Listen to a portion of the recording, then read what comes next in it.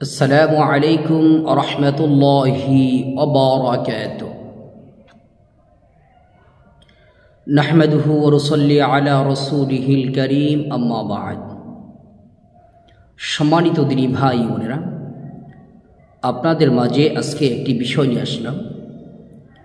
বিষয়টি হইতেছে মহাব্বত, ভালোবাসা তৈরি করার পাওয়ারফুল, শক্তিশালী একটি কোরআনী আমল। আমলটি হইতেছে একেবারেই সহজ, যে কোনো ব্যক্তি চাইলে আমলটি করতে পারবেন। আমলটি কেন করবেন? সৎ উদ্দেশ্যে, জায়েজ পন্থায় মহাব্বত, ভালোবাসা বৃদ্ধি করার জন্য এই আমলটি করবেন। অনেকেই বলেন, হুজুর অনেক আমল করি কিন্তু কাজ হয় না। সম্মানিত দিনী ভাই বোনেরা, আমি আপনাদেরকে বলি, কোরআনী আমল কখনোই বিফলে যায় না। তাহলে কাজ হয় না কেন? এটা আমার আপনার ব্যর্থতা, আমার আপনার ভুল। আমি আপনি ঠিকমতো আমল করতে পারি নাই, বিদায় কাজটি হয়নি। সেক্ষেত্রে আমাদের মনে রাখতে হবে, যে কোনো কোরআনী আমল করে যদি ফলাফল পেতে চাই, 4টা বিষয় লক্ষ্য রেখে কোরআনী আমল করতে হবে। 1 নম্বর, সৎ উদ্দেশ্যে কোরআনে আমল করতে হবে। 2 নম্বর, পরিপূর্ণ বিশ্বাস নিয়ে কোরআনে আমল করতে হবে।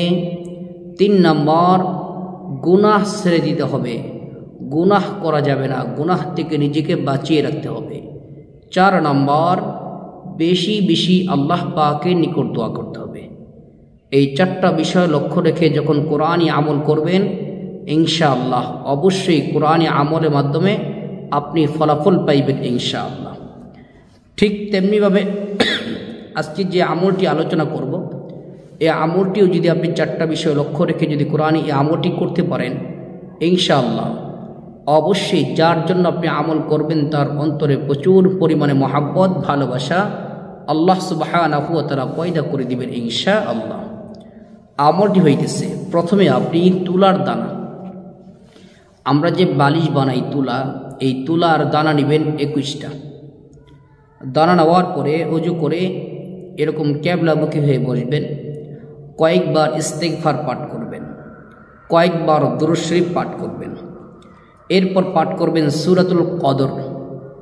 আউযু বিল্লাহি মিনাশ শাইতানির রাজীম। বিসমিল্লাহির রহমানির রহিম। ইন্না আনসালনাহু ফি লাইলাতিল কদর ওয়া মা আদরাকা মা লাইলাতুল কদর। লাইলাতুল কদরি খায়রুম মিন আলফি শাহর। তানাজ্জালুল মালাইকাতু ওয়ার রূহু ফিহা বিইذনি রাব্বিহিম মিন কুল্লি আমর।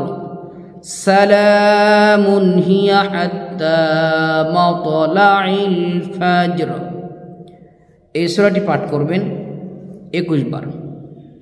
একবার পাঠ করবেন, একটা দানার মধ্যে ফু দিবেন, আরেকবার পাঠ করবেন, আরেকটা দানার মধ্যে ফু দিবেন।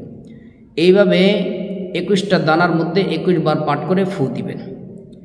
এরপরে এই দানাগুলো আগুন দিয়ে জ্বালিয়ে দিবেন, অথবা একটা পাত্রের মধ্যে নিয়ে আগুনের মধ্যে প্রচুর পরিমাণে তাপ দিবেন। এইভাবে আমলটি 7 দিন করবেন। 7 দিন আমল করে 7 দিন আগুন দিয়ে পুড়িয়ে দিবেন, অথবা আগুন দিয়ে প্রচুর পরিমাণে তাপ দিবেন।